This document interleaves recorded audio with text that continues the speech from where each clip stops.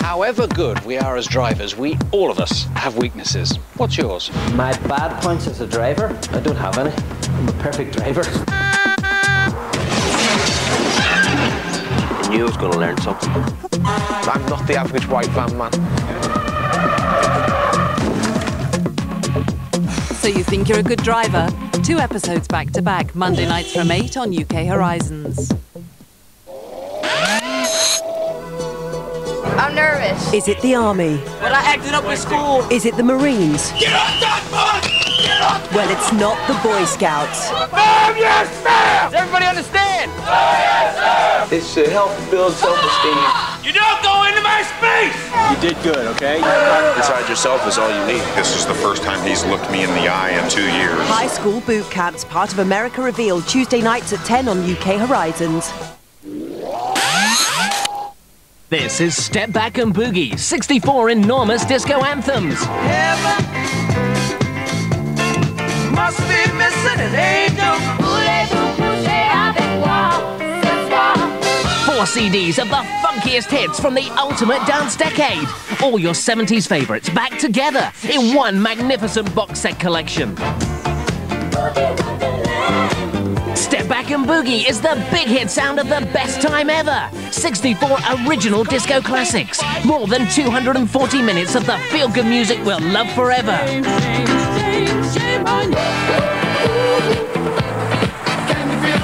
Take these 3 steps to disco heaven. Pick up the phone, dial the number, and ask for Step Back and Boogie. We'll send you 4 great value CDs of the best 70s music money can buy. Call now and ask for Step Back and Boogie, the super cool sound of the hottest disco hits. Call now.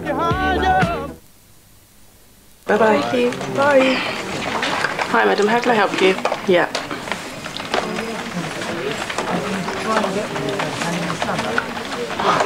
No, we strongly advise our customers not to touch electrical wires.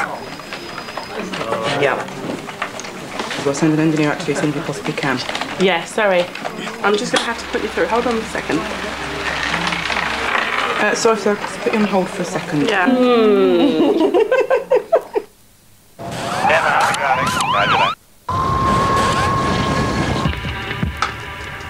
In for the win.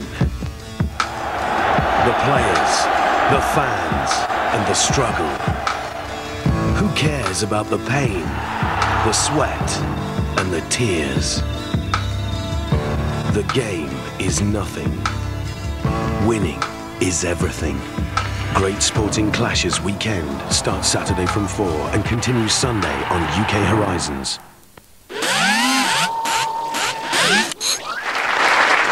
Hello, welcome to the third and final part of Wanted.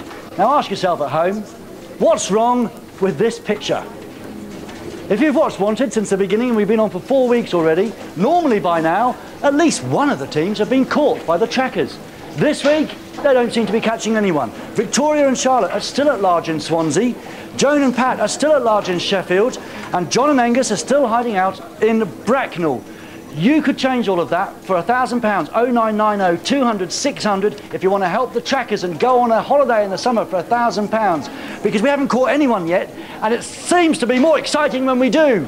But let's see what happens, because Victoria is hunting down Victoria and Charlotte, and she's with John McMahon. Now, you supposedly are one of our best teams, so what's going wrong? Thanks for the compliment. Well, basically, we're just waiting for information from the public about the whereabouts of this phone box. If I can talk to John... Now, John? Victoria, Yes, excuse Victoria. me. Excuse me just a minute. Sorry, John. You're waiting for help from the public, Victoria. Yes. You are a top-trained tracker. You I should be able know. to do it on your own. No, we need help from the public. OK, all right, go over to John then. John, can you hear me? John? Yes, I've got you, Victoria. Listen, John, there's some leads coming in, and we're just verifying them at the moment. I'll give you a ring in about 3 minutes to let you know where to go.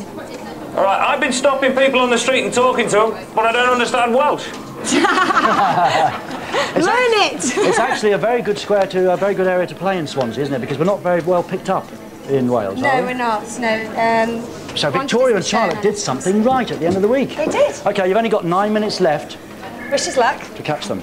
Joan and Pat are hiding out in Sheffield. Matthew Randall is playing with his pen, looking nervous. Matthew, are you anywhere closer to them? Well, hopefully. I need to try and communicate with Sarah here because she should be near Pittsmore Cemetery right now. Bring in Sarah immediately. Sarah, are you anywhere near Pittsmore at the moment? Matthew, I'm probably about 5 minutes away. OK, if you can get there fairly quickly, because if it's not there, I've got one other lead for you to check out, and that's at Crooks Valley. If you can check them both out, but do Pittsmore first. Right, will do. OK, good luck. This is the only man of all the trackers that stands here and says, I need you to go and check out Pittsmore. You've only got 9 minutes left. You're going to be more excited. Yeah. Angus and John, who are on the run for the second week this week with a potential £10,000 prize money, are being hunted down by this man. Hello, Andy. Sorry, Jake. Can I bother you? You certainly can, mate. What are you doing with Angus and John? Any closer? Yeah, the leader we had before Lovelace Road, we've since had another call from a person saying that they're actually outside the Royal Military Academy. So we've kind of changed our plans. As you can see, Paul was very close to where we got this information to. OK.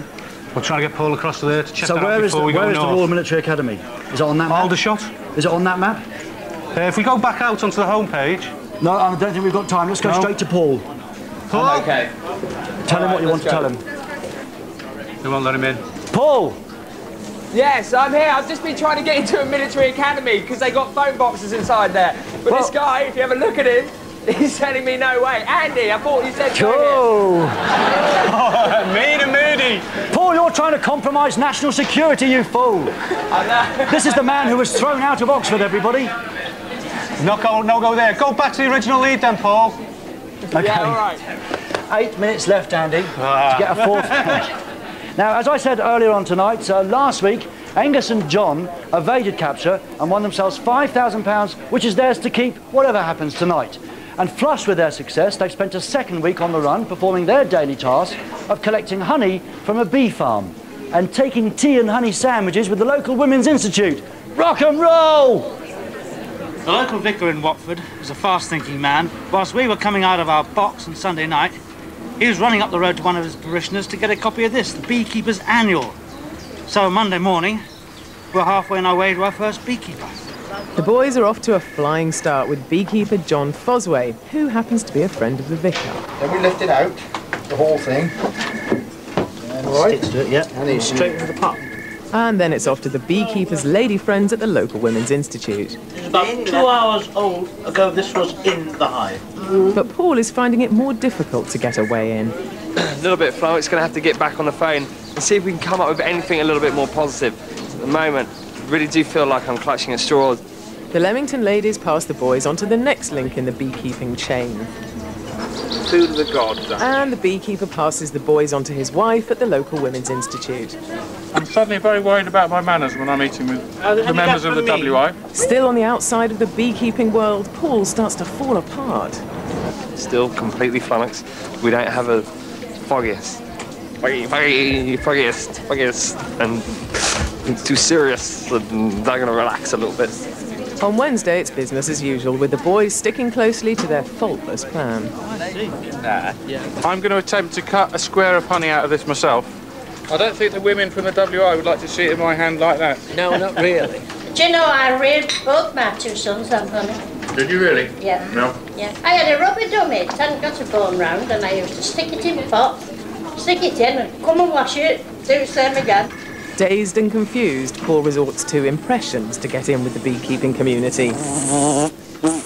Unlike our two busy bees. The beekeepers are wonderful people. We thought the pilots were good. They are rock solid, these beekeepers. Yeah. John says, go and see Jeff. Jeff will sort you out. Jeff says, go and see Sydney. Sydney will sort you out. They are really good people. And they will stuff the trackers if they get hold of them. But the chain shatters on Thursday as their beekeeper fails to turn up, leaving the boys stung for a task. I feel like I burst into tears. That's silly. We've been banging on for 10 days like a pair of huskies, and we haven't had time to stop and think, really. And now suddenly we get a brick wall, and I just very depressed. You're not the only one. I've caught them once in, was it 9 days, 10 days? They seem to be like ghosts. Depressed, the boys bed down for the night. Are we downhearted? Absolutely miserable. Good night. Sleep, sleep, I want more sleep. Oh, dear. Everything here is soaking wet. But the following morning, Paul bounces back. It's 9 o'clock in the morning. I'm in Halifax. Just got news that John and Angus spent last night in a ditch, probably not too dissimilar to this, in Knaresborough. Now, that means they're probably going to North Yorkshire. There are 2 possibilities, Richmond and Osmotherley. I've got to cover them both. The boys, in fact, choose Richmond. But just as they prepare to do their task, guess who turns up? Paul is just arrived, and we've only been here for 5 minutes, and he's turned up, and we've just gone into hiding. Pear Tree's house, one of the places John and Angus can do their tasks. They have over 100 hives here, is that correct? Yeah. Yes, it is. These people very, very kindly have helped me out, and they said they're going to give us a ring if John and Angus turn up here. Luckily, they're all really good liars in this household, so we got our fingers crossed. There was no sign of John or Angus at all, so I'm just going to continue the search and speak to you later. With the coast clear, the boys continue with their task. Angus and John flew through most of the week but were stung on Thursday. And today they made it to a beehive but not the WI, so got their honey but no money, which means they're playing for £5,000.